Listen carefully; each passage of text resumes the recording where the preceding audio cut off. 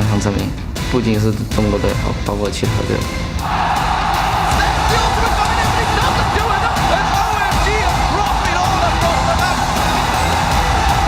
월드 챔피언십을 오게 돼서 굉장히 기쁘고 영광이에요.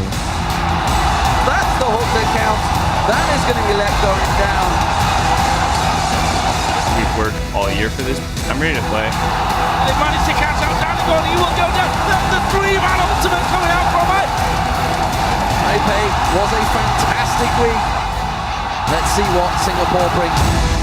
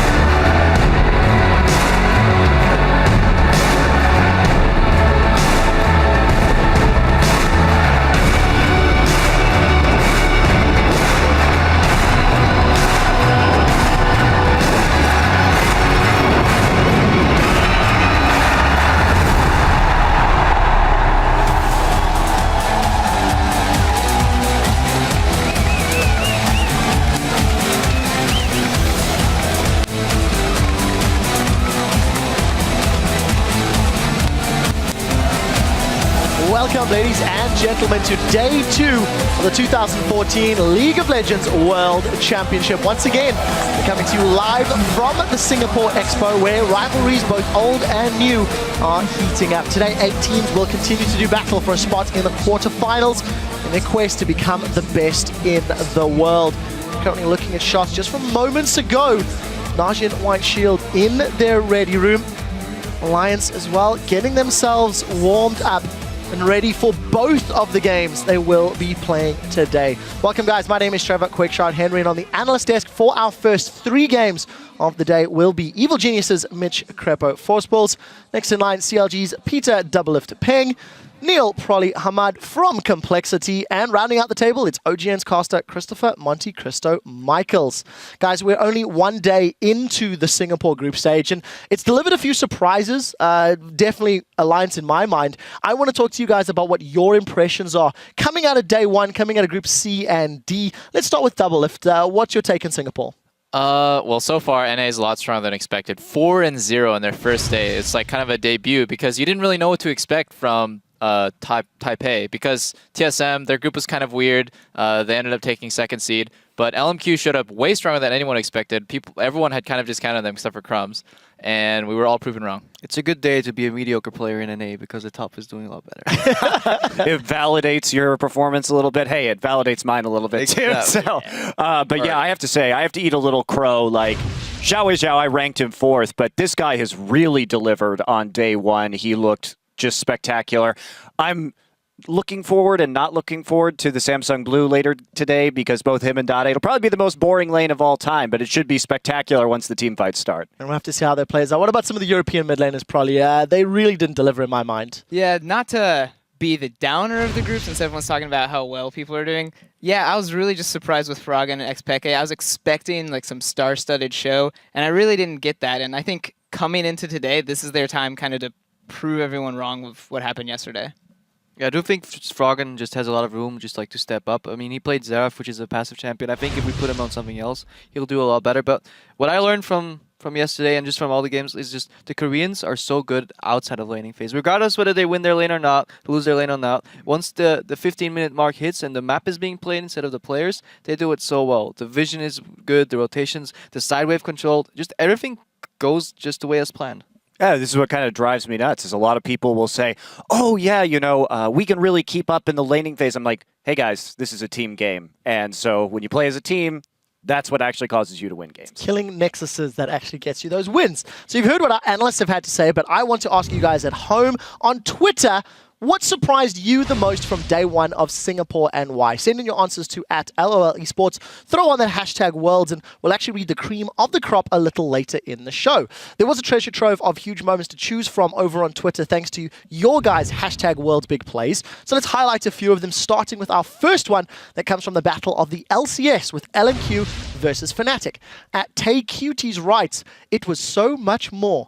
See what you did there. It was, and he hooked your number 3. Let's roll the play. That LMQ won't try a hard force.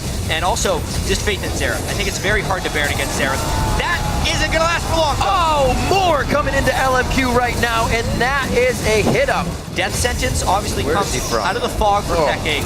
That means Xiao can follow in. There was nothing there from Fnatic. That was just a spectacular play. I mean, Thresh coming over the wall, but the wind wall set up in advance, and then the immediate Rumble ult as well. Just such a clean tower dive. And, you know, honestly, LMQ did that so well. I had hoped to see more of that from Cloud9. They weren't as aggressive on the tower plays as they could have been in their game versus Alliance. That's where they have to step up. But, man, LMQ is looking clean. Yeah, we'll have to see if they can keep that up. They play Samsung Blue at the end of the day.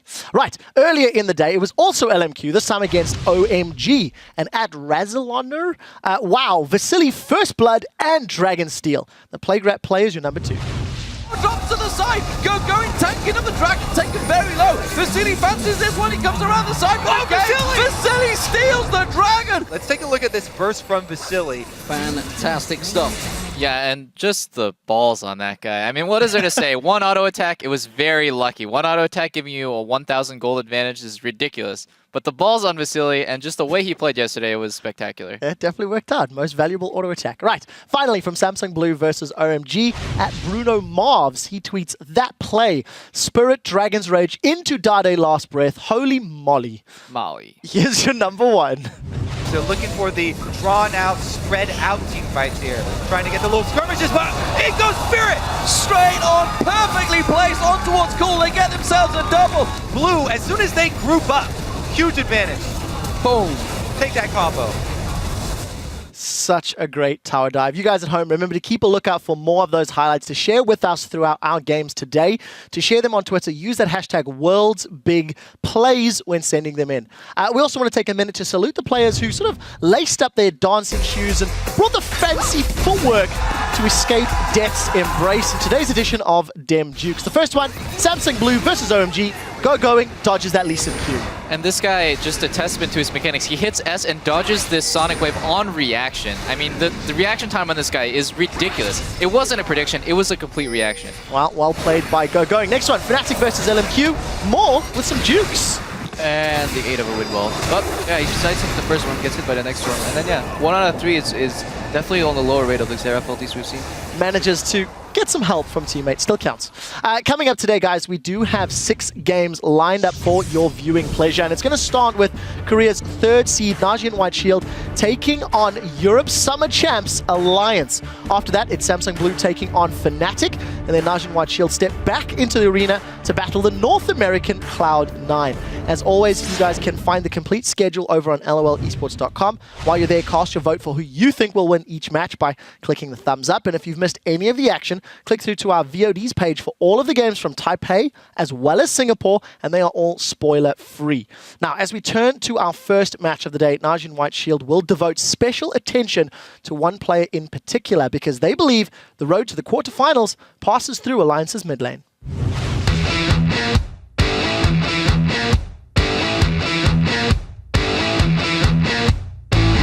프로겐 선수는 지금 저희 조에서 거의 제일 강한 미드로 손꼽히고 계시는데 계속 꾸준한 실력을 보여왔고 지금 또 다시 전성기를 찾은 것 같아요. 얼라이언스 팀의 중심으로서.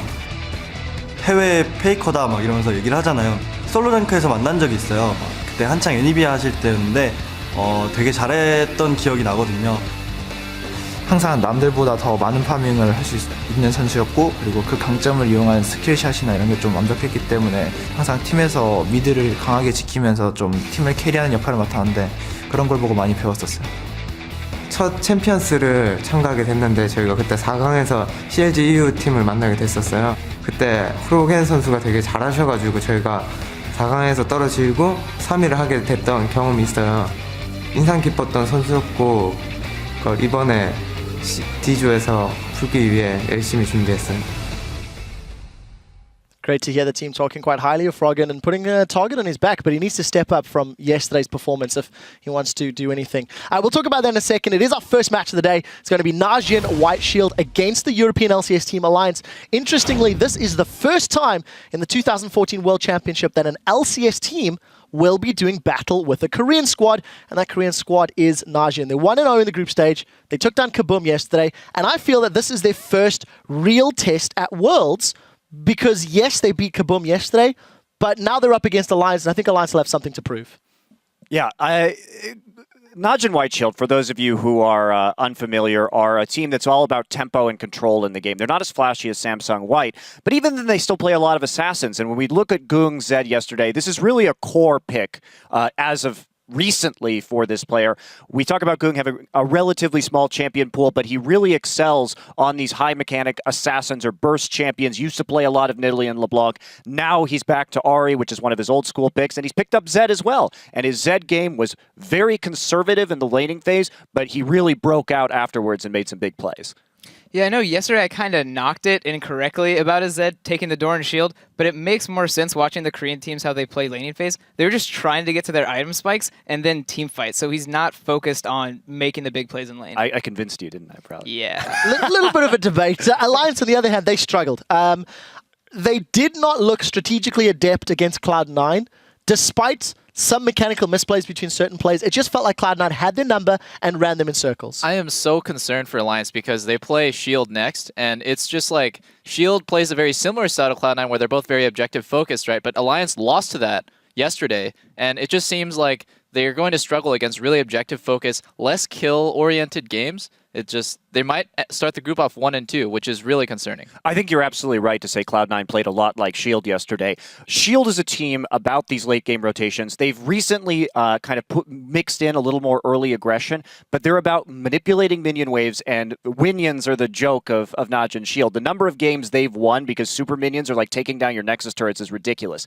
They're not the same flashy team. They're the team that controls the tempo for the entire game. They always have their hands on the steering wheel, and they just choke you out over time. I really think Alliance is smart enough to do it, but they just dropped the ball yesterday. A couple of players that stood out was basically Wicked in terms of his split push yesterday. He should have drove that kill all the way down bottom lane or top lane. He should have never grouped with the team, let alone during that Baron play. Yeah, he had teleport up. He was in the bottom lane, but he didn't choose to split push. Whether that's his call or team's call, I'm not even sure. And then at the same time, basically in the middle of the map, Shook was a little overeager. I feel he really wants to prove the world how good he is and why he's praised so much for his mechanics, but I'm not sure if that's... It wasn't needed. They played a late game composition and it didn't need to be that overeager. Well, yeah, Alliance might get better today, but really, I mean, yesterday Wicked was playing balls. He was very good. Probably one of the best, if not the best, top lane in North America. But today, they're going to be playing safe. And this guy's like the top lane superstar from Korea. So it's really...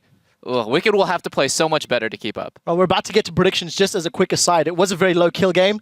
Shook dealt 3% of his team's total damage to champions in that game, and Nif dealt 6%. Again, it was not a kill game, so you know that number is a bit skewed. I heard Jat talking about it. Let's get to the predictions because we do need to roll onto this first game. I want to know who you guys on the analyst desk think will be picking up the win in this matchup. Doublelift, who's got your win and why? I'm going with Najin Shield for pretty obvious reasons. Alliance lost to Cloud9 yesterday, and I feel like Shield is a slightly better version of Cloud9. Slow, methodical, objective-focused game. It's going to be Alliance. Crepo?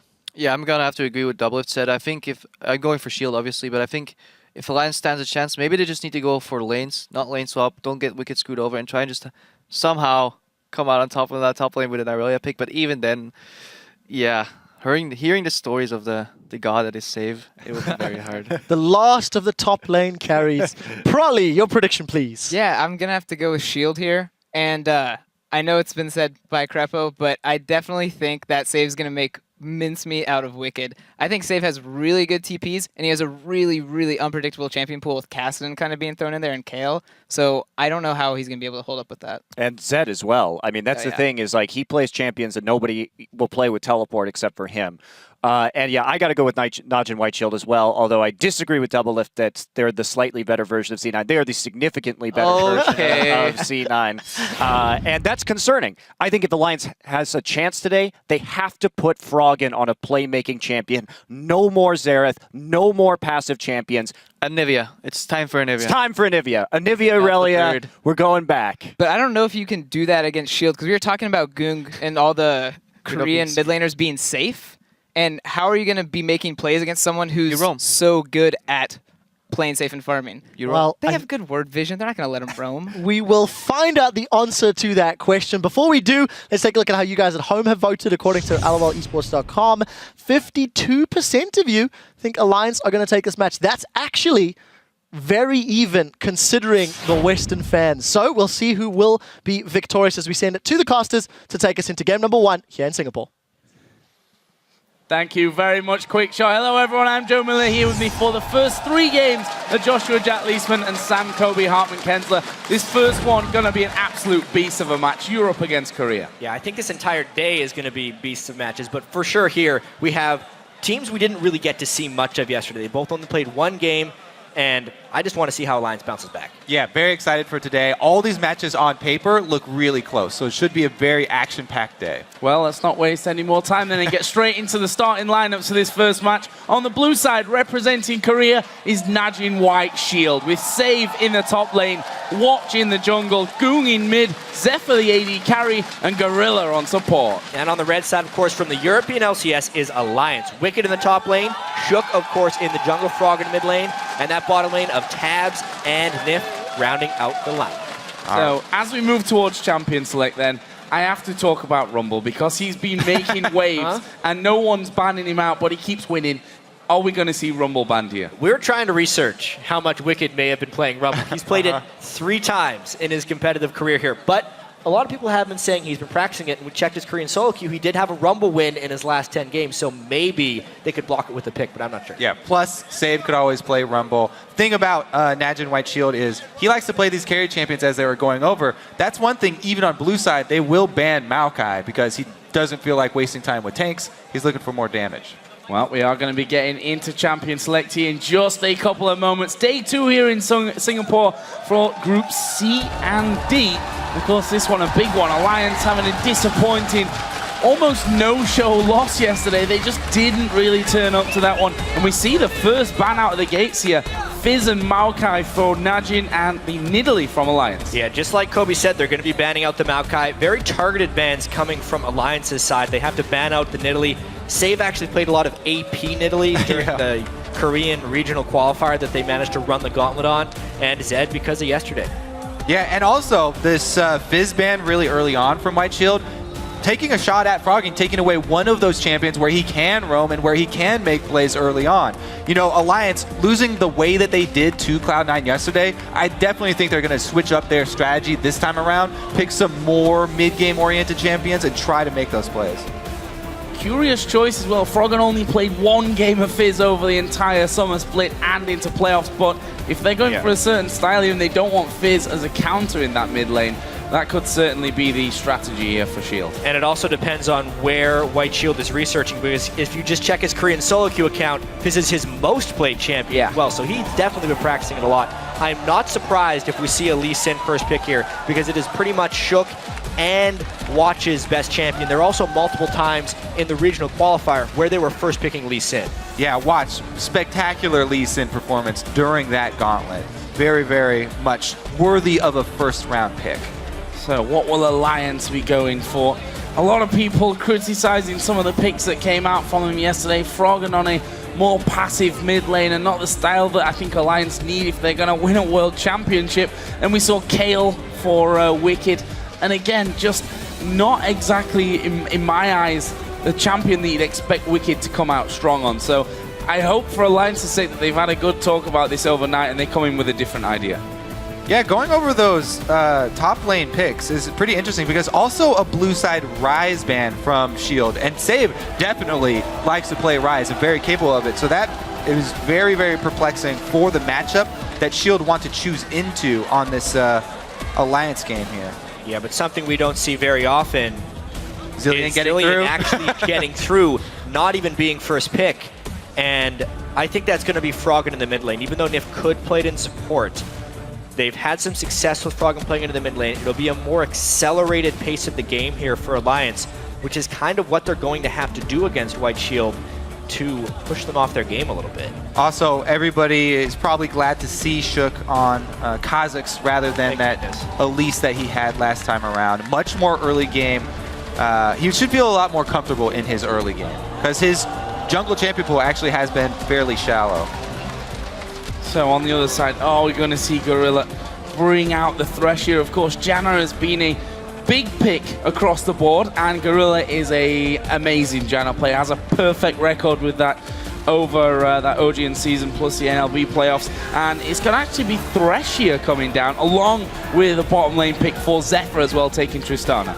The good news is for White Shield is that he's an amazing Thresh as well. Yeah. His Thresh yesterday was very impressive, and even though Janna was his pick for the regionals, Thresh has been his pick for much longer.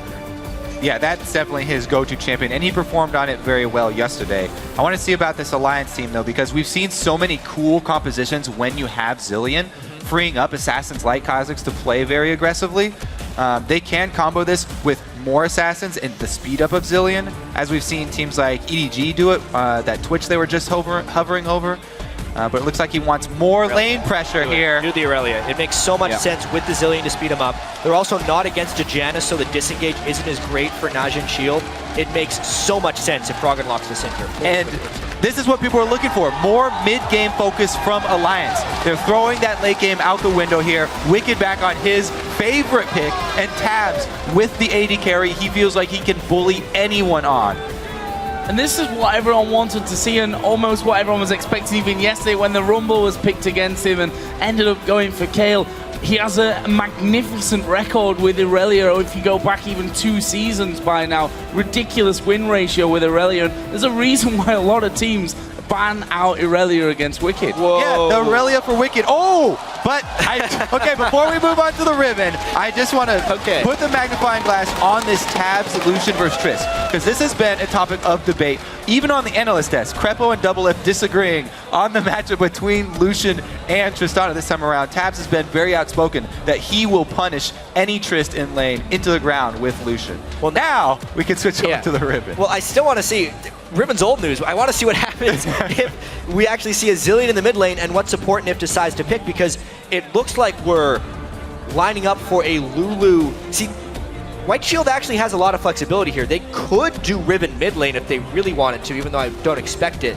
It's probably Lulu in the mid lane, which is a bit of a throwback pick at this point, because we really haven't seen much of Lulu mid since very early on in the summer split.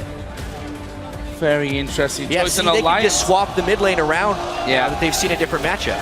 and it looks like we may be seeing Twisted Fate coming out here by Froggen. His second most played champion over the LCS Summer Split and playoffs. Actually has a perfect record and an 8 KDA to go with that Twisted Fate. This is a playmaking champion that we have on Froggen finally, and we'll see if he can make those plays. He has to make those plays. And there's a few things that I really like about the end of this champion select. Obviously, when Alliance was locking in their first picks, they were going all in for that mid game. And Najin Shield actually answered that fairly aggressively with the last 2 picks, trying to pick Riven and Lulu to at least have some type of pacing, since they've already locked in that Trist, which is going to be more punishable late game. They're kind of trying to shield against Alliance's mid game in that sense. And I can't wait to see that Riven pick. I love the actual combo. Not only did they pick up Riven late, but they also comboed it with the Lulu, because Riven, you're going to build full offensive. It's going to be all that damage. If you have a Lulu ultimate knockup to combo with a Riven stun, in the mid game, that can be devastating. Plus, very good matchup versus Aurelia. He can punish him early. I expect there to be jungle influence in that lane if they actually meet up 1 versus 1. The question is, how is that all going to go? Is Shook going to have more of an impact than yesterday and help Wicked get through that lane? We heard the last of the top lane carries a label floating around for save, and a champion like Riven is a champion that you can definitely carry games on. Well, he lives up to the hype, at least in champion select. He's willing to pick the Riven into an Aurelia like this. It's a snowball champion, so that this is going to be a really exciting game. Yeah. Well, as we get into it then, and the champions have been locked in, who do you guys think are going to come out on top? Tweet hashtag NWS win or ALL win to @LOL Esports, and of course we'll be checking those votes as we get on into the game. But this one, gonna be a thrilling match to watch. Najin White Shield taking on Alliance. Of course, both in different positions after Najin White Shield won their first game. It was against Kaboom, the big underdogs in this group, so this will be their first real big test. Welcome to Summoner's Rift. So, early wards then going down. Surely a 10 start to come in this one. Gorilla going to spot the vision being put down by Tabs on the bottom side of that river. For now, Goong just waiting and making sure that no one crosses over in towards that red area. For now, just set up in a simple line across the map. Right, so let's wait and see if they drop one of these trinket wards deep in one of the lane bushes to try and find the matchup. There it is, the lane ward deep in this bush. So Najin Shield trying to see which lanes Alliance are going to go with so they can actually find that favorable swap. Highly swappable lanes here. Zephyr doesn't necessarily want to be punished by Tabs. I wonder how Save would be able to do in a 1v2 against the harassment of a Zillion and a Lucian. So Riven's actually fairly decent in clear speed in the jungle if they actually start off with the double jungle here, because they are going for the lane swap up top. Alliance would know more than anything about that too. Shook played multiple jungle Riven games. Obviously no smite, no jungle runes, but definitely that exceeded clear potential. And that's probably what they're going to do. I'd expect 2v0 freeze attempt in the top lane with some double jungling from Watch and Save. We can see that Wicked starting out with that Doran shield, Doran's blade for save. That will set them up for these 2 versus 1s. Of course, this mid lane is a big one as well. A lot of eyes on Froggen. See what he can pull off here in another World Championship appearance.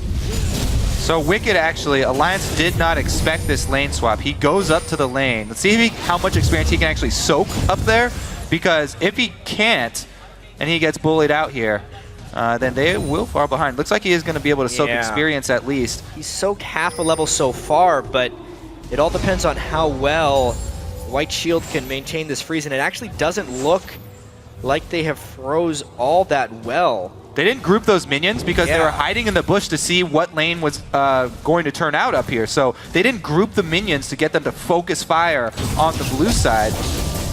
Yeah, at this point actually, since the wave is going to slow push into the turret, Wicked would actually have to be concerned about a potential later tower dive.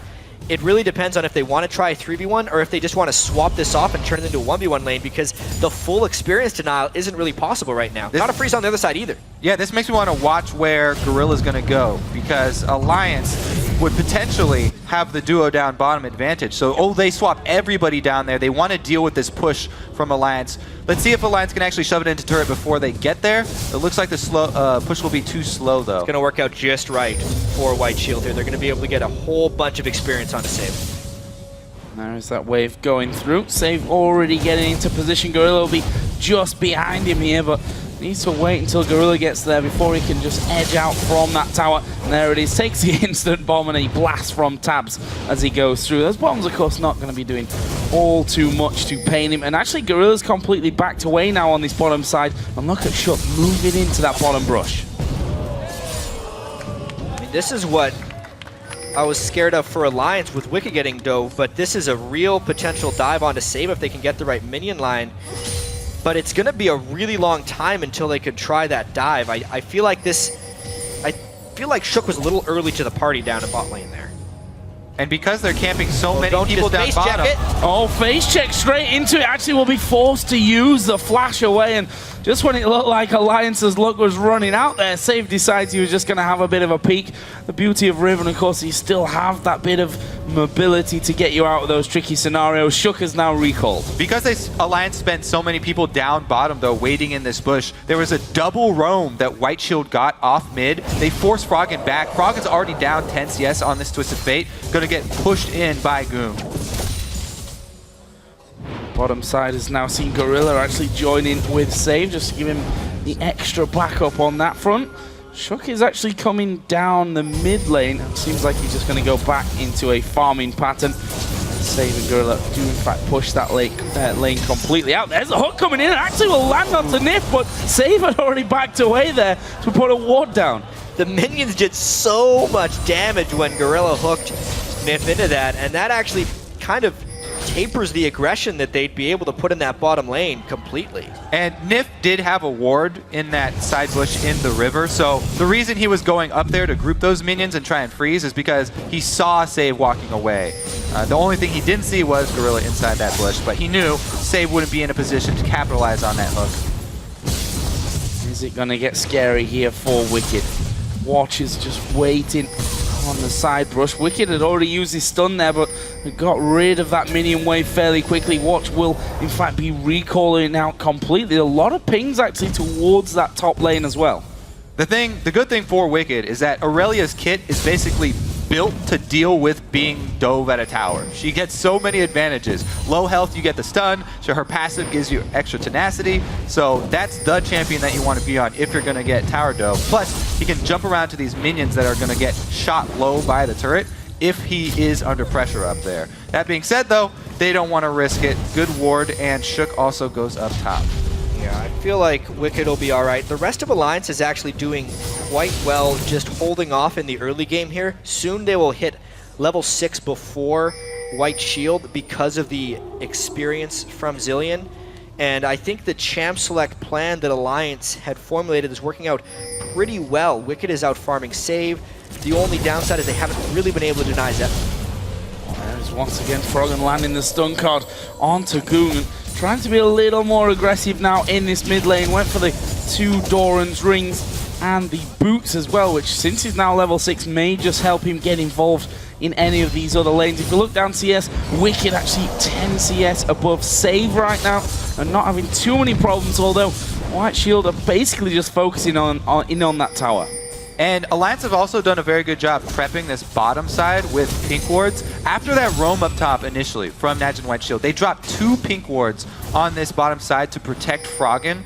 So they know that he has at least one side he can sort of cheat to. Some good vision inside that river. Plus now he's level 6. If they want to try and take advantage of Save and teleport with that Twisted Fate, coordinate that gank with Shook, it could be explosive. And I think this is also a decent time to talk about just Naj and White Shield as a team. They weren't the most spectacular team in Korea. They were fairly low in circuit points. The main reason they were here is because they ran that huge gauntlet in the regional qualifier tournament. They beat KT Bullets, then the KT Arrows, and then they were able to destroy the Season 3 World Championships champions in SK Telecom.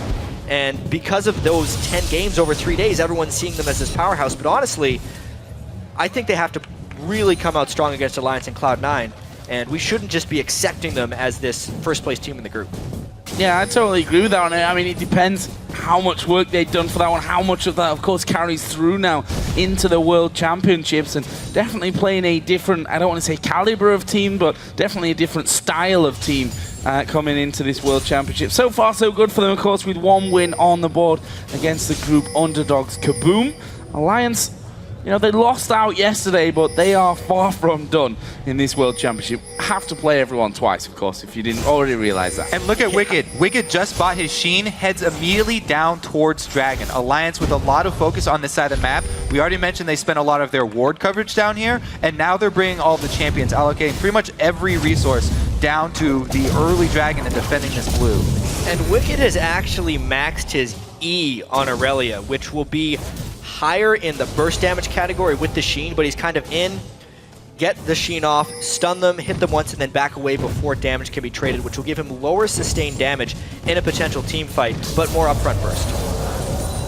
I'm not a person to want to question Wicked's builds on Irelia. Although built him every way. Yeah, He's there done have so been many some different ones. Yeah, he's not scared of experimenting on that one. We'll see now as he goes into that 1 versus 1 with save. Actually, good 15 CS up. There's a hook onto Tabs. It's going to be a quick blast back from Zephyr.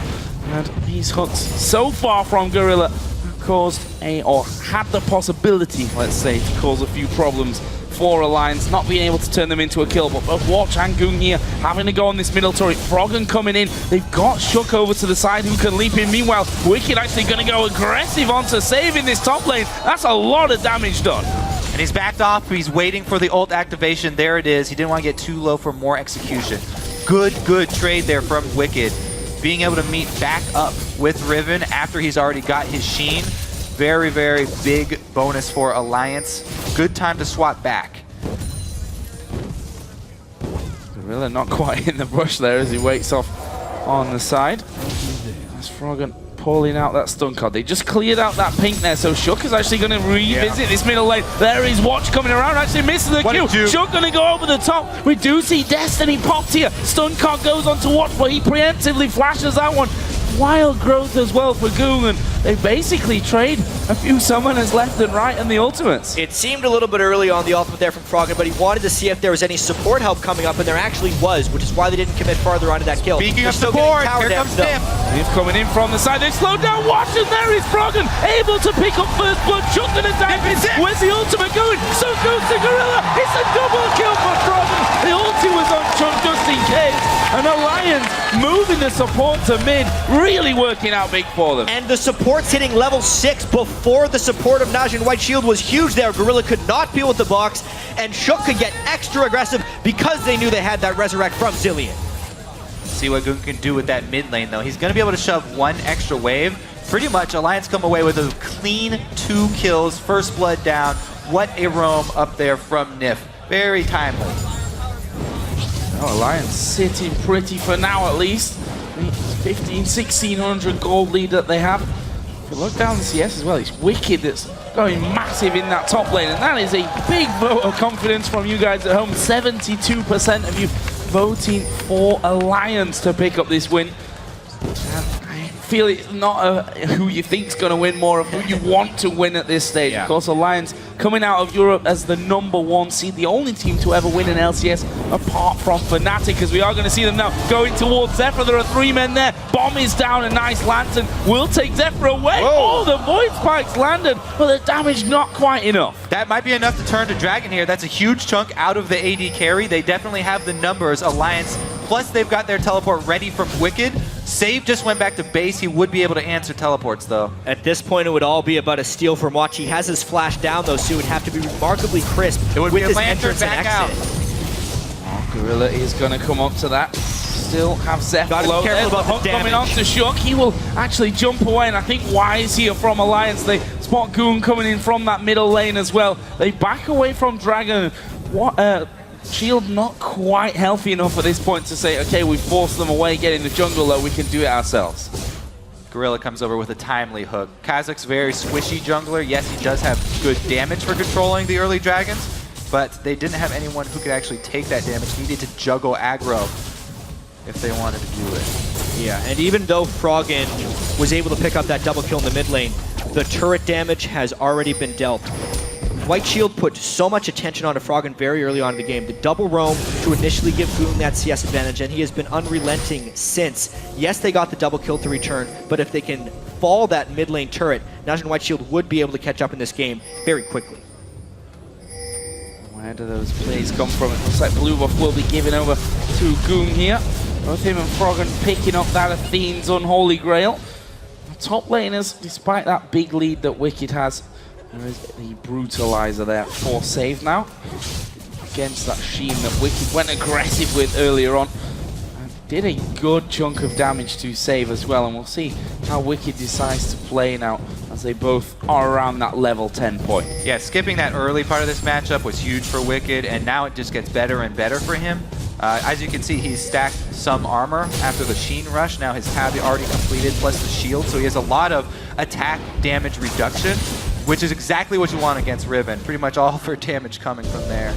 He feels much more confident in this matchup. You can see freezing it close to his turret. This is ideal for Wicked. So a lot of vision on the bottom side of River. Still in favor of Alliance. There's the ultimate used by Wicked, and actually gonna push Save right on back there. And Wicked, honestly, having a completely black and white difference game to that one yesterday. It's one thing when you played hundreds of games on the champion. He knows the matchups, and maxing E is so good against Driven. It's allowing him to win all of these trades, but it's not helping him win the mid lane here where the pressure is unrelenting. Look at this immediate roam down bottom. This could be enough, actually. There is the Cully coming out. Gorilla is going to fall down. Where is Frog? He went top for kill. He went top lane. I thought he was coming down bottom. He went to the top, and just like that, Alliance pick up 2 kills. That means there's going to be no answer here from Naj and White Shield. They can't try and get any more objectives. They can't go for this dragon. They just lost kill down there. It's going to be a free top turret for Alliance. And they'd already killed the mid lane. That was the answer if you were going to try and respond to the kill down bottom and the gank up top. That's a little bit aggressive right here. 3 versus 3 bold move. Bad idea. Well, there are only 2 men there. And Alliance, I think, again, wisely say, yeah, let's not mess around. We've got a lead here. Let's only take the safe options. We'll stick around here to at least defend Dragon. But let's have a look at that one again with Froggen coming up top. So Save goes for the all-in, but as we said, if there's going to be a fight like here, Froggen can easily roam up top, and everything is already used here from Save. So they re-engage when he has no cooldowns, stun locked, no chance for him, any rebuttal. I mean, surely Save might have to build Mercury Treads, which isn't an ideal item on Riven here. It's a 2-second stun from Rally and more from TF.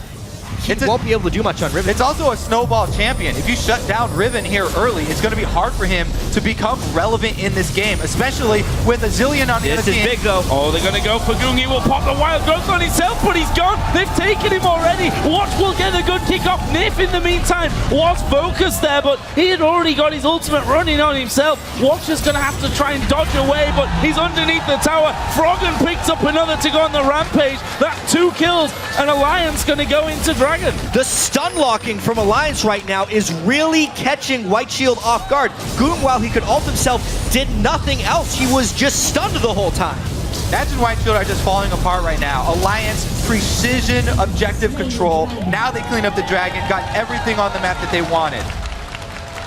Well, he said that Froggen has to play something that he's comfortable with, something that he can make plays on. So far, he is certainly delivering. The same was said of Wicked. Let's see that fight again.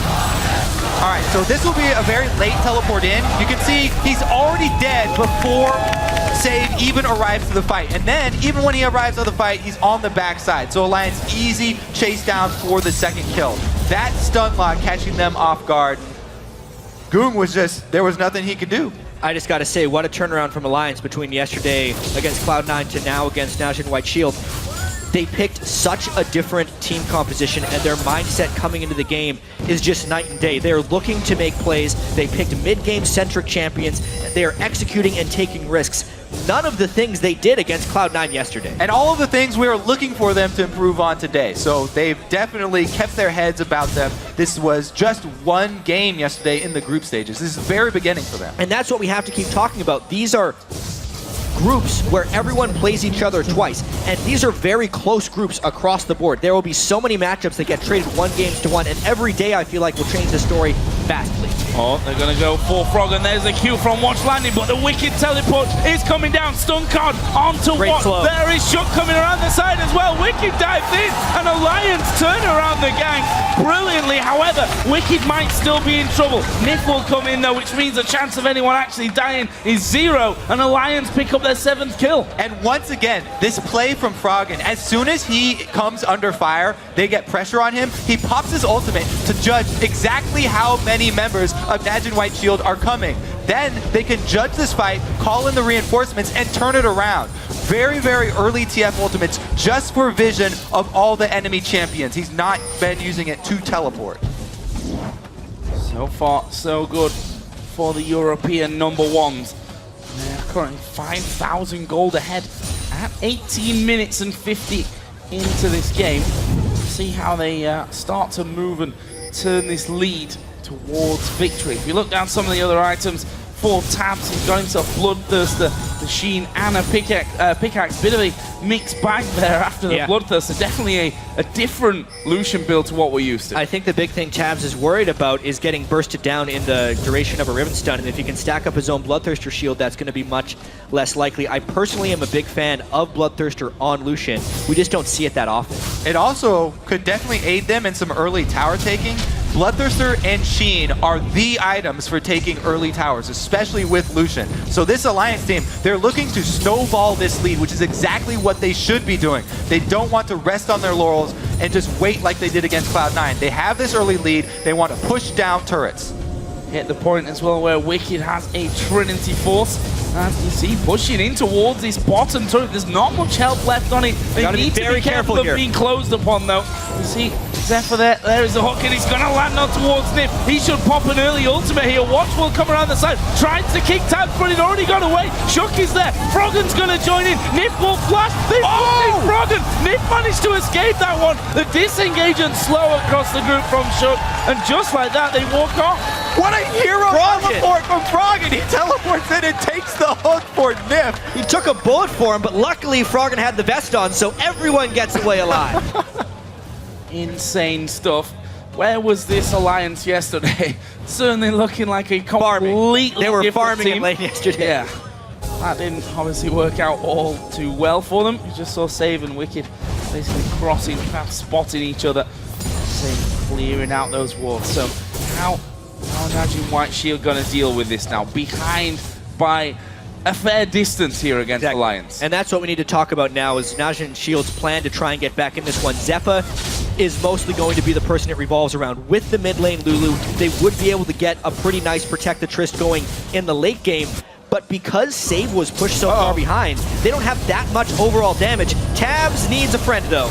Well, he's having a go at Zephyr here. He's actually going to flash the hook. Actually makes it. He turns around towards Zephyr. Well, they've got the damage to get through it. Nif was trying to get in range, but his ultimate wasn't up yet. Yeah, no reinforcements this time around. Froggen doesn't have his teleport either, so they don't want to call for that collapse. Wicked as well, his summoner teleport down, so they have to work around this discrepancy now that Save actually has his teleport, so they've got much more ability to turn these small skirmishes, even though Riven is behind. He now at least picked up the Tiamat, which opens up so many more combos for Riven, and being able to combo with Tiamat animation cancels for Riven greatly increases her damage output. And I have to say as well, Zephyr getting that kill is about the worst thing that could have happened to Alliance. That's the one person they need to be able to keep down more than anyone. They've already done their job to keep Save down, and now with the death cap on Goom to provide larger shields to Zephyr, it's going to be an even heavier focus on trying to keep Tristana down. Oh, there's the hook, and Nick's just going to be blown to pieces. Yes, he's got his ultimate. Will he be able to escape? Let's have a look at this one. He gets the slow in there, but Zephyr able to finish off that kill there with the Buster Shot. And that will be his second. And you were just talking about the last person that needs to get the kills now on Najin's side is Zephyr with that Tristana, who's going to be getting stronger and stronger, and that's just in time for Dragon as well. Plus the Dragon setting up, they have perfect vision coverage over it. They sweep out everything. They already have pink wards in place. Najin Shield taking back so many hooks.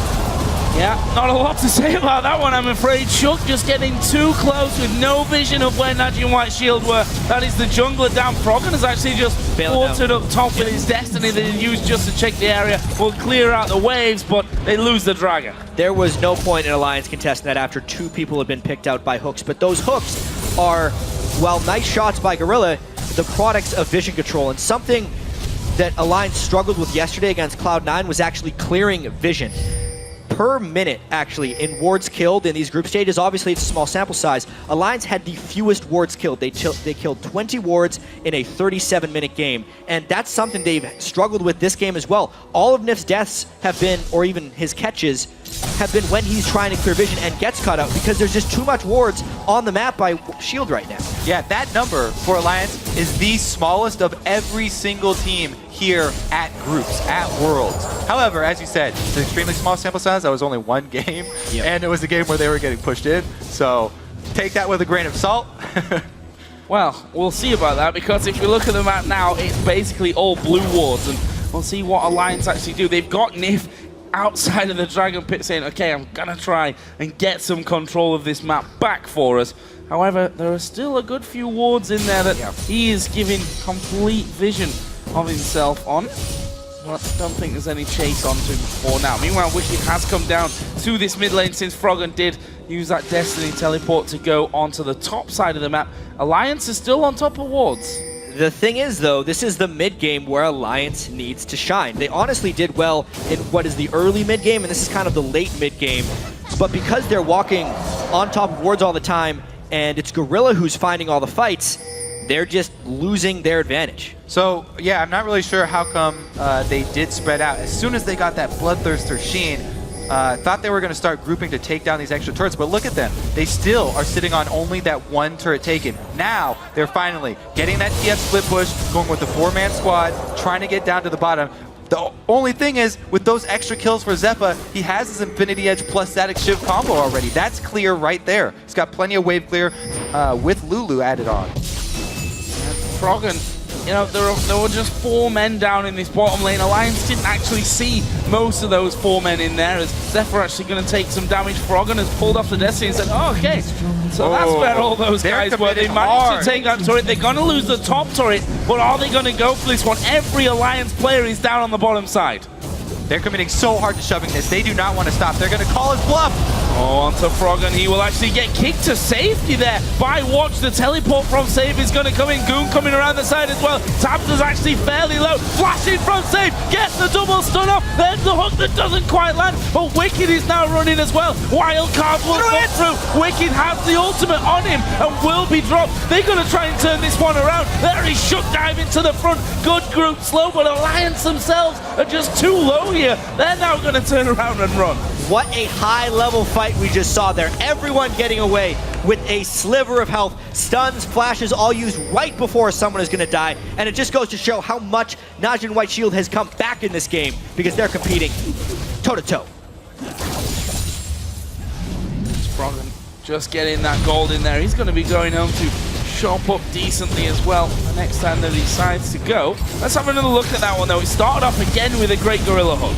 All right, so the good kick as well to Froggen, that delayed his whole gold card. Froggen never got to throw that gold card, so it bought time for Save to join the fight with his teleport. The flash stun comes in, but they didn't have it backed up with the Lulu ultimate, so there wasn't the extra chain and crowd control needed to take him all the way down.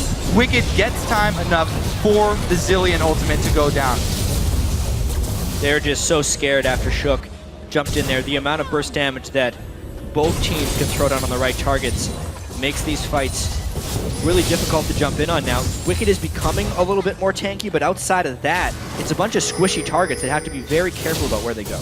Also, that flash blown by Save in the last fight is going to be crucial for them. That's a very big tool for their actual initiation. Other than that, they really need to rely on either Watch or Gorilla landing some skill shots.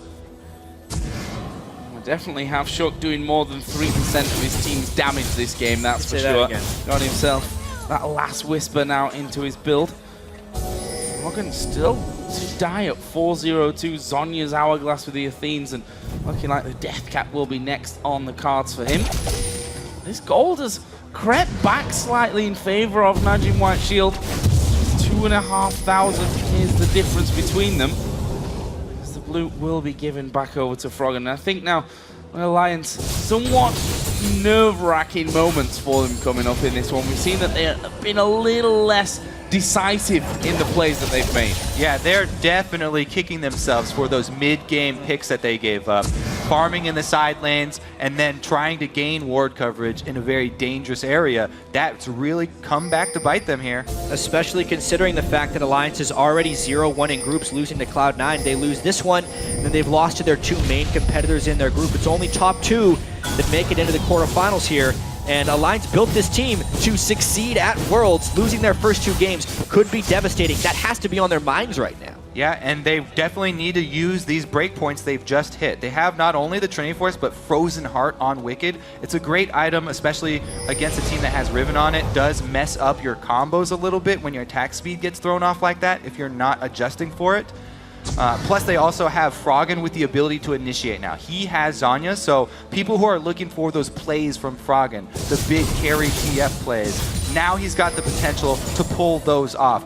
Almost completed Death Cap as well, so when he goes in, his combo is going to be devastating. If he can get in on the right target and combo before having his lasagnas. This Dragon, though, is just trying to take the turret in exchange here. They're trying to take top from Froggen.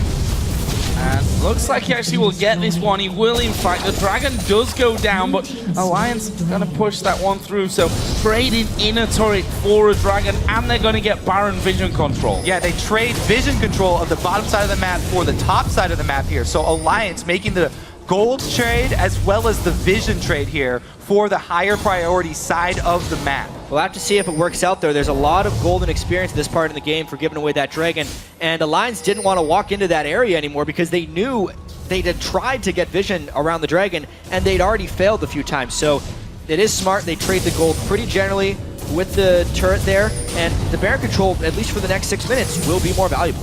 Alliance do have to commit their champions there, though. You can't just lay down vision and leave the area. You have to defend your vision. That's a huge part in the Vision Wars, actually using all the champions to defend those wards. Not letting Watch do exactly what he's doing right now, sweeping out the wards, bringing in pink wards. Najin White Shield slowly eroding all of this work that Alliance just traded the Dragon for. I feel like that's a very European trait as well, to come and get your wards down and then say, okay, peace, we're just gonna leave now, and then they come in and clear one out.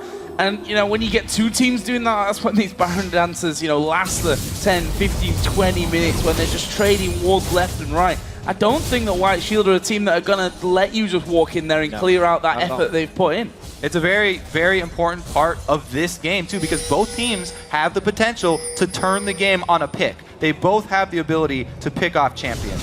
Froggen here is waiting around bottom by Wicked, by this pink ward. So they're using some bait here. Froggen slowly sweeping in with this line of vision that they have. They're hoping Save will go aggressive, but he's down a level, and Wicked's got the 2 items. I do have to commend the item builds here. Mercury Treads can very well save multiple lives here.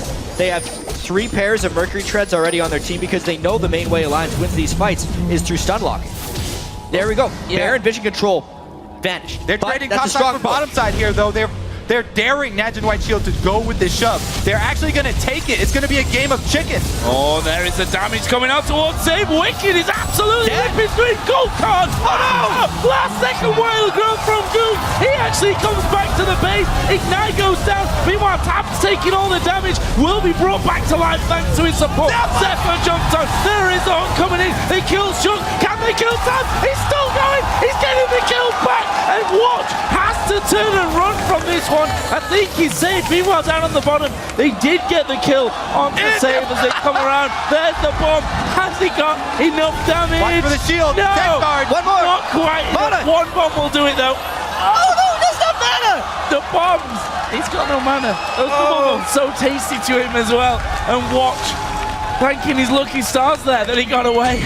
Even so, that fight was so close across both sides. Tabs will use that goal for good use. Last whisper completed now, and it just goes to show how close these teams are. Fights on both sides. Either one could have swung the game. So let's take a look at this fight, because remember the itemization of the AD carries. Tabs is a much more brawly AD carry here. Lucian, close quarters with the BT and Trinity Force. Whereas Zephyr, very squishy.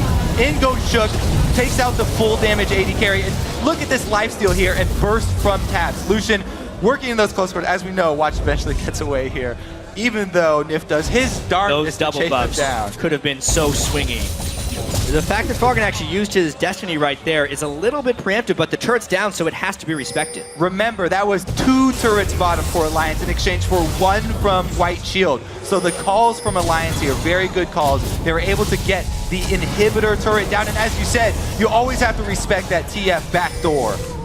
Trist with a Lulu picks does an absolutely ridiculous amount of damage. Nif is taken out of the fight by a few auto attacks.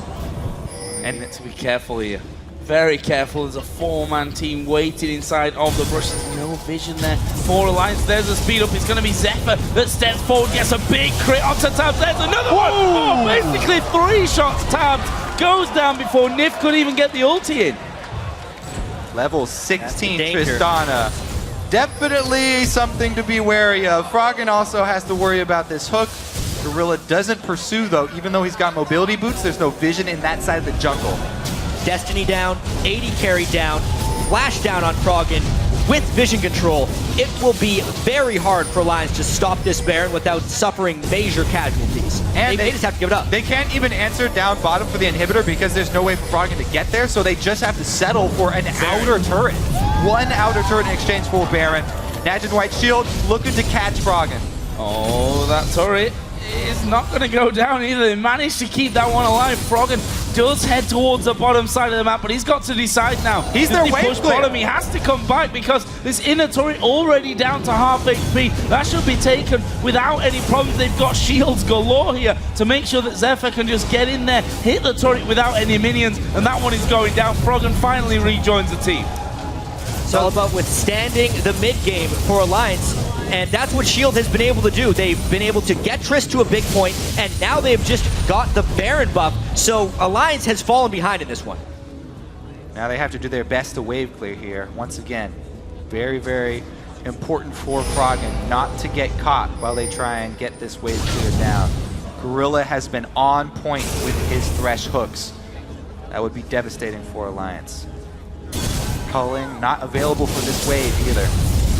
Wildcards will come through though, and you can see that they are successful in taking all but one minion out of that one, so they do have wave clear to hold on to it, but will Najin White Shield decide to really dare it? I mean, if you look down their lineup, they've not got anyone that's massively tanky, although you could also say the same about Alliance. Wicked, of course, though, with that Frozen Heart will also be getting a bit of extra protection going forward.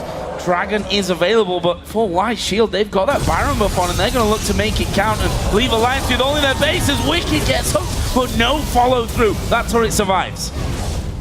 We've seen it so many times. The late game Lulu plus Tristana is so difficult to deal with. Yeah. Sped up and shielded up. Gets to take down those turrets very easily.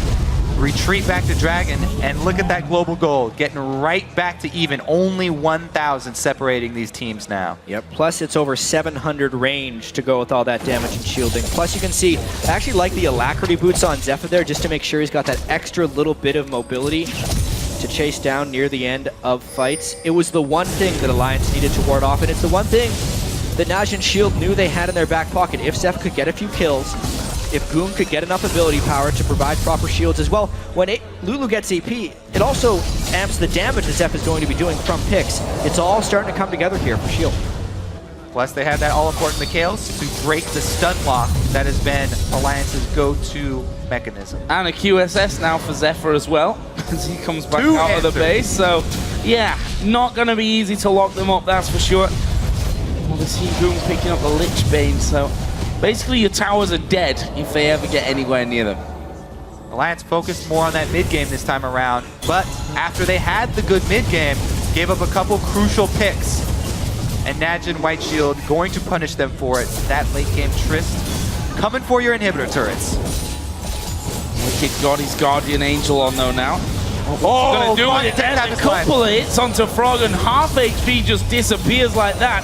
And we'll see if he decides, I gotta go back to base. You'd imagine so. This turret seems to be going down either way. As Zephyr just steps up, 4 or 5 auto attacks will bring it down to just over half health, and the shield blocking out all the damage that the turrets do to him.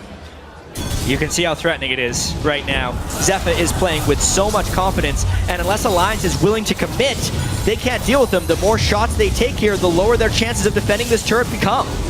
They may give it up because they don't want to fight Shield with Baron buff.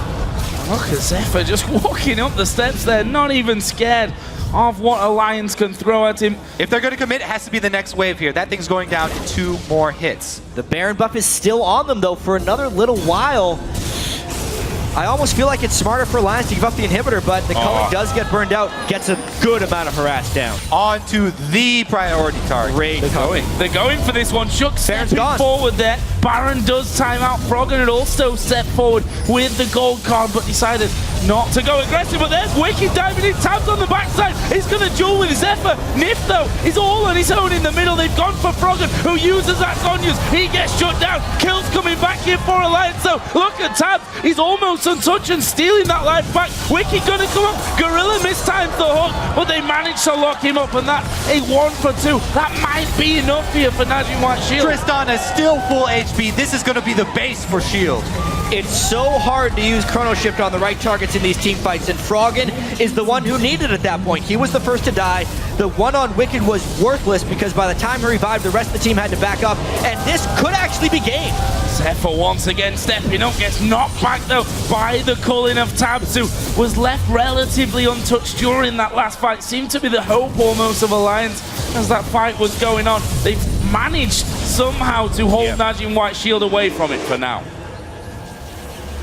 Yeah, I can't wait to see that fight again because Froggen and all of Alliance went all in on Zephyr and they were unsuccessful in taking him down. The Mikhails was burned, the QSS was burned, pretty much everything was expended, yet at the end of the fight, Zephyr ran out of there with full health. And Save did a really good job flanking around to get in the middle of the Alliance squad, so he was able to zone off the rest of Alliance and break them up so they weren't able to capitalize on Froggen after his Zanyas. Yeah, at the start of this fight, you can see Zephyr's off around the side. Wicked jumps in very quickly. Zephyr's trying to lifesteal up off those rates, so the start of this fight is very critical. You can see the priority already put onto Zephyr. Save wraps all the way around, comes from their own inhibitor to chase off Shook and Tabs. And that is what ended up isolating Froggen away from the rest of the team. The Chrono Shift was actually on Tabs. It was completely worthless. It's the Guardian Angel that revived Wicked. So, an even worse Chrono Shift than I ended up thinking it was. It just needs to be used better for Alliance if they want to come out in these team fights, because late game scaling wise, it's the Triss Lulu ruling the day. Kind of explains why we thought that Lucian was untouched in that last game, because they were like, well, what's the point of killing him now? Let's take out Wicked at the front, see how it goes. And well, maybe that's Nif getting a little bit nervous in these scenarios, thinking if I hit it earlier, at least he's got it on him if that happens, but choosing to ignore it means that Chrono Shift does absolutely nothing for them in the fight. It means now if we look at the gold, still in favor of Alliance, but the tiniest of margins, only 200-300 gold the difference. Froggen has now gone back to a bot lane push, and honestly, Save at this point could kill him. Froggen only has Ghost to try and deal with this Ribbon, so it's going to take some fancy footwork. Smelled something, and he does catch him out. Let's see if they can actually get an engage here. Save, again, has his teleport. Yeah, they have to respect the teleport flank from Save. Oh, there goes Nif. And they have to respect Zephyr, but that's pretty hard. There they go. Wicked actually getting in. That's a good kickback from Watch. The hook will land as well onto Shook. He's going to drop one. Does have the Chrono Shift available. Wicked trying to draw them away. That means that Shook is able to get out, but Wicked won't be as lucky here. He's still trying the hop to the ward from Watch. We'll get that one. And Najin White Shield just moved straight to Baron. That's going to be easy, Baron, for them. Not only did they kill Wicked, but they got huge chunks out of the rest of Alliance, and there's no ward coverage. You cannot face check this team. Najin White Shield now going to march on that top side. What a comeback by White Shield. Rewind 20 minutes. They were down 7 kills to 0 and had almost no control. But they've been able to control Vision from behind, which is one of the hardest things to do. Controlling the Vision, getting 2 picks, and the money funneled onto Tristana. Now she's unstoppable. Speed boost from Lulu to chase. Don't even know how those little yodel legs can carry her so fast as the turret does go down.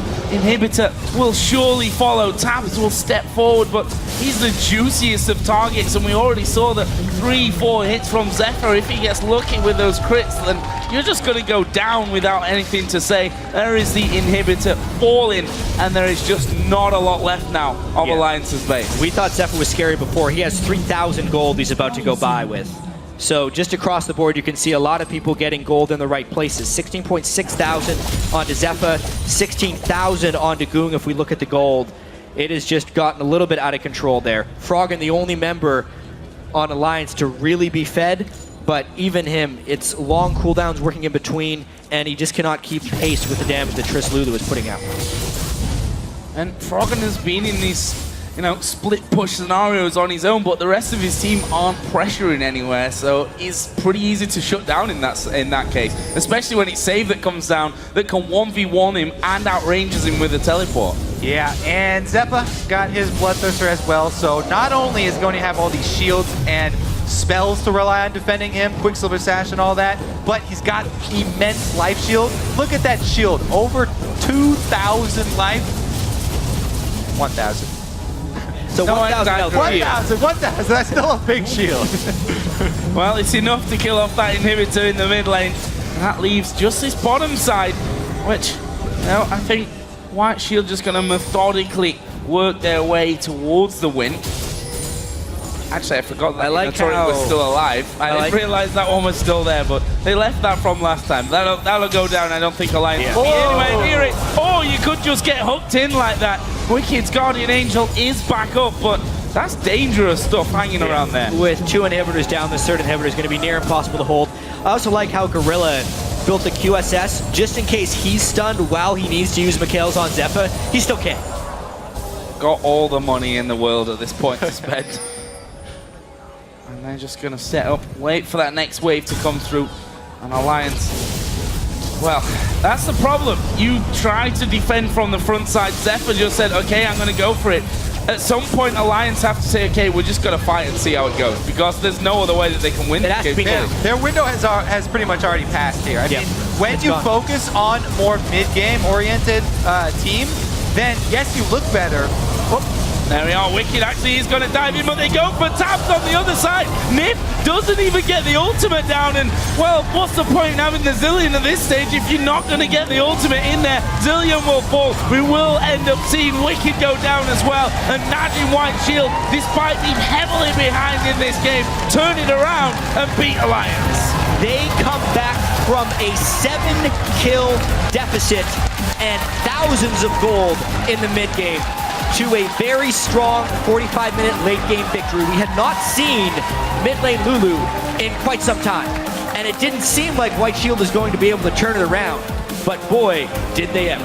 Yeah, Alliance had that window to work with. They had the team comp and they had the gold that they needed, but the 2 picks they gave up, the map control, they weren't able to secure with vision. Talked about their stats for clearing out wards from Alliance. Yeah, I will have to take a look at those after the game because it still seems like Alliance is struggling a little bit at securing the vision advantage necessary to go ahead and make plays. The mid game was great, but as soon as the stun locking got countered by White Shield, 3 pairs of Mercury Treads, 2 QSSs, and a Mikhail's Crucible at the end of the game to answer the stun cards from TF and the Equilibrium Strikes from Aurelia. And at that point, the control that Alliance held the team fights was just gone, and there was nothing to stop the damage. A lot of people will talk about Nif not landing the right chrono shifts, but if everyone is taking a huge amount of damage from all sources, it doesn't really matter if you revive one person. And I want to go all the way back to where Alliance was sat at 7-0. And the first kill that came down, we said, well, you got to be careful with giving Zephyr the kills at this stage because that's how you start to change things around. Then he got a second one. By the end, he was 6-1-5, and you just couldn't control him. Literally, with the shields on him, he could step up to the turret and just pot shot away at whoever was stood too close. Yeah, that's what we're saying. Like, yes, Alliance made the switch over to try to go more mid-game this time around, but that just gives you a window. If you're facing against this Tristana, and that's going to be backed up by Lulu, then you have to jump through that window when you have the opportunity.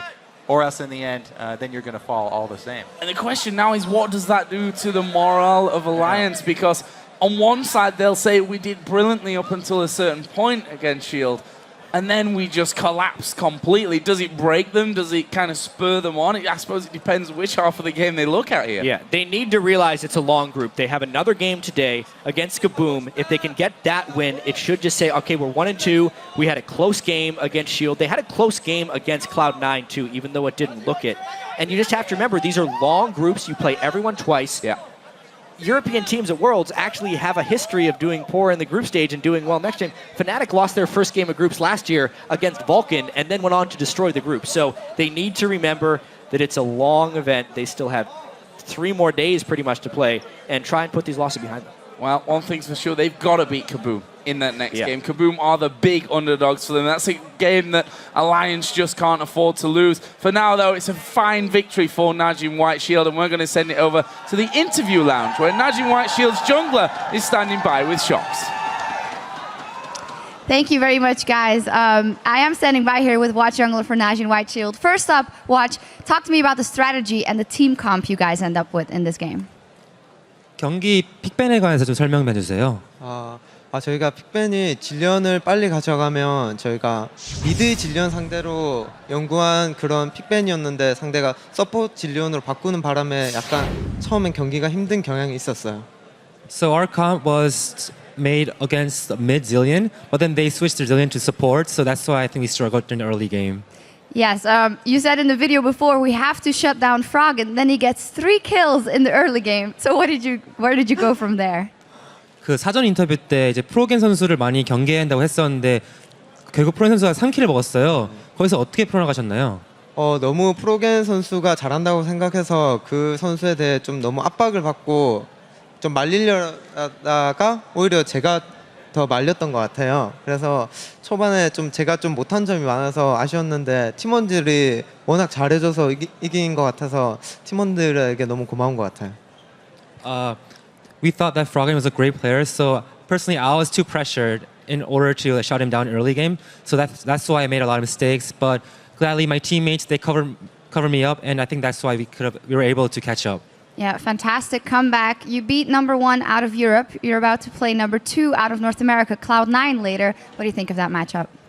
다음 경기 때 클라우드9이랑 경기할 텐데 그거에 대해서 좀 얘기해 주세요.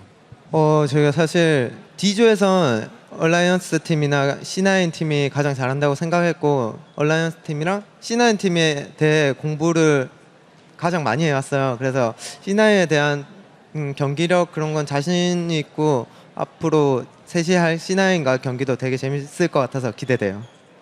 So we studied a lot against Cloud9 and Alliance. So we're confident that we paired enough, and I think it's gonna be a really interesting match. Well, I do as well. Congratulations. Thank you very much. And as for us, we're going to break down this game further over at the desk. Thank you. Thank you very much, guys. That was an absolutely phenomenal game to kick off day 2 here in Singapore. And Alliance, they did show up. It was Shield's first real test. I want to go straight to picks and bans.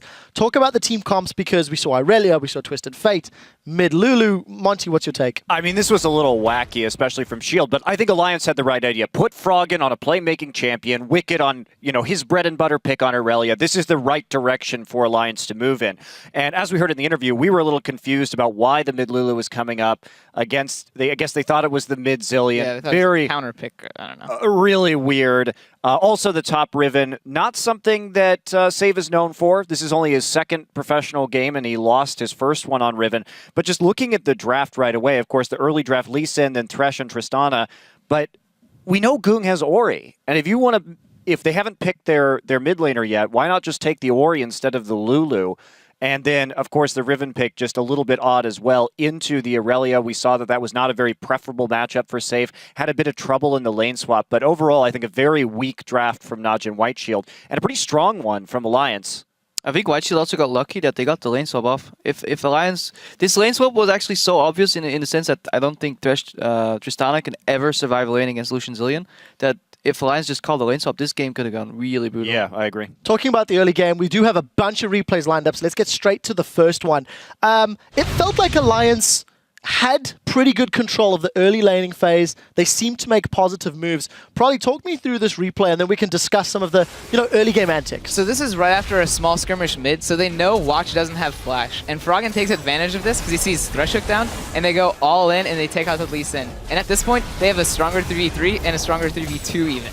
And right now, they just have to kind of focus whoever Froggen's wildcard goes on. And, one of the things I said earlier when we were coming into this group, Shield is the team that I'm most unsure of, that they are the ones that are most likely out of all the Korean teams to get upset. And a lot of it was, can Watch keep up his performance that we saw in the regionals? He went 0-3-0 early in this game. Just terrible decision-making. Didn't have the knowledge of where Shook was in order to try and make the plays he was trying to make. And that play just went sour because Zillion showed up all of a sudden. But if your support's already mid, you should be thinking, where is their support going to be? If he's not on the map, he's coming for you. And they completely turned it around. They were far too much overextended at the tower there. I feel like Alliance, a lot of the win was on the shoulders of Tabs and Nif, because once you have a strong TF, the TF's job is essentially to get your AD strong so you guys can rotate around the map, take towers, take objective, and take vision with the support. But Tabs and Nif, even with a winning top laner, Wicked was smashing top, even with a winning mid laner, Froggen was 2-0, they didn't really do anything. Let's talk a little bit about the next replay as we keep rolling onto the points. Let's pull the second one up. This was actually Froggen And he was pushing bottom lane with Wicked if you look at the mini-map. And up in the top, this ends up being quite a dramatic fight. Double F start this one off, and then everyone can chime in as the clip rolls out. So this is just classic Gorilla. He lands a hook on tabs. He's been landing hooks the entire game, and Zeppa makes a crucial mistake right here. He overcommits on this when they don't really need to. All he needs to do is hit the champions in front of him. That was a two-man play, and he takes so much damage right here that they actually...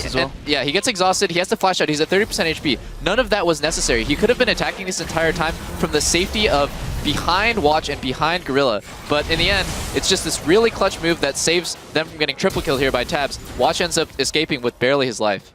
Close game. I just want to talk about briefly the build from tabs, because I feel like he's going to get a lot of flack. But actually, this early Bloodthirster Lucian build is something that Naj and White Shield did in regionals to great success. The intent of Bloodthirster first into Sheen Trinity Force is to take towers.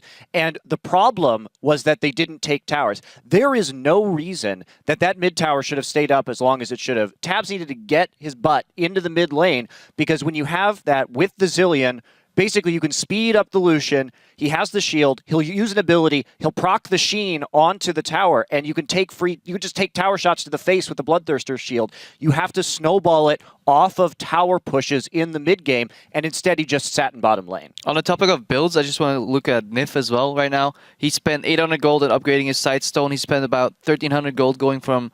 or even more, he spent like 1,800 gold going from tier 1 GP10 item to the full upgraded item. That gold could have been spent on mana regen. Zillion is a champion that excels once he gets mana regen. Get tier or showers or both, drop the Moby boots and get a CDR boots, and your E basically speeds you up and gives you the Moby boots anyways in your kit. Your rewinds come up quicker, you get more chrono shifts if you use them properly, and you need a Mikhails against a Thresh, and then once after you don't have the Mikhails, he went for an Aegis against the team comp with Riven top lane, a Fed Tristana, and a Lulu that was barely doing any magic damage in these fights. It's just a crucial build and play error by Nif. I think he must have been nervous or just not comfortable in playing Zillion. Yeah, I mean, just... you guys are right. We're giving Alliance's bottom lane a lot of flack because really they did play really poorly. I think Tabs and Nif had very little game impact and were irrelevant despite the fact, like, once again, Wicked is so strong. He's ahead top lane. He's ahead of Save. Froggen is so ahead mid lane, but they just don't do anything. But I will say, Gorilla played out of his mind. A lot of these plays, the game-winning plays, the ones that turned around, gave Naj and White Shield's avenues to get back into the game, like Dragon getting towers. It was all Gorilla that kind of just hit those magic hooks, and I think that's why Thresh is such a high-priority champion. I want to keep rolling this one on. We do have a team fight that I think really just completely sealed the deal for Naj and Shield. It is the mid lane team fight where Zephyr's kind of hanging out on the side lane. So Crepo start this one off, and I know Probably wants to chime in a little later. Let's roll this clip out and talk me through what Shield did right. I mean, Shield is just disengaged right now, and then they're just waiting for a turn potential. Look at the Riven on the top. They're looking for flanks. They know they need that. Zephyr's trying to distract them. Tabs, he buys into that because he'll dodge left while Wicked's actually going forward. So Alliance is actually splitting themselves up when they don't need to. And the worst part is that the chrono shift's already on Tabs, who's now out of the fight. Froggen's all the way on the left in a Zhonya's, no chrono shift. He's gonna die. Wicked will die after him. He has a GA. Ideally in these fights, what you want to happen is you want Wicked to go in with the Zillion speed up. You want Wicked to drop, get his GA out. Then the next target that dies gets chrono shifted, and you basically fight a 5 against 7. And you could do that because White Shield was split, but Alliance just didn't exploit their opportunities. What actually happened in the fight was, yeah, Shield was split, and when Alliance was going in, because that's what you want to do when you're playing TF. He's not the best team fighter, but he's the best when the enemy team's split up. So they get the fact that Shield is split, but the second they start going in, Tabs goes off for Trist, and then by that time, Riven was able to flank behind, and then it turned into Shield crushing in on them. Instead of them fighting a split fight, they're actually just getting flanked on. Yeah. Yep. One last little stat about the vision for both of these squads. It's something that we were looking at. It felt like Shield just had a ridiculous amount of wards. So let's take a look at those numbers. 152 wards were placed for Shield. They managed to sweep out and kill 48. Alliance were 128 wards placed, but they did kill 41. So I'm a little bit surprised by how many wards they killed, but being, 25 wards down in the same period of game, that is a lot of missed vision, and it's in reply because Shield got their wards down first. Yeah, that's actually less than I thought, just because the Baron vision for Naj and Shield was just so much better, right? And I think that, yes, Alliance did buy a lot of wards, but in the late game, they were not in the right place. You just saw the blue blanket all on the top side of Alliance's jungle. And, you know, I feel like Alliance, they had the picks, they had that early game advantage, they played so well in the early game, but they just misplayed their vision, they misplayed their item builds and their power spikes, and that's what caused them to fall behind. Again, I mean, the builds we saw were good when used properly. The way that AD carry build was used was awful. Yeah, unfortunately not working out for Alliance. Guys, thank you so much for the input. We do have to take a brief break, and when we return, Samsung Blue will face off against Fnatic in our next game of the Singapore group stage. Guys, stay right with us.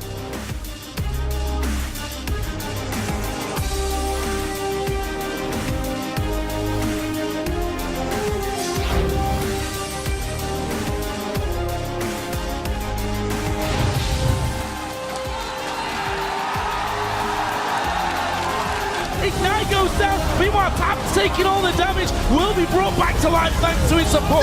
Zephyr jumps on. There is Orn coming in. They kill Shun. Can they kill Tap? He's still going. Nif, though, is all on his own in the middle. They've gone for Froggen, who uses that Sonia's. He gets shut down. Kills coming back in for Alliance, so Wicked actually is going to dive in, but they go for Taps on the other side. Nif doesn't even get the ultimate down, and, well, what's the point in having the Zillion at this stage if you're not going to get the ultimate in there?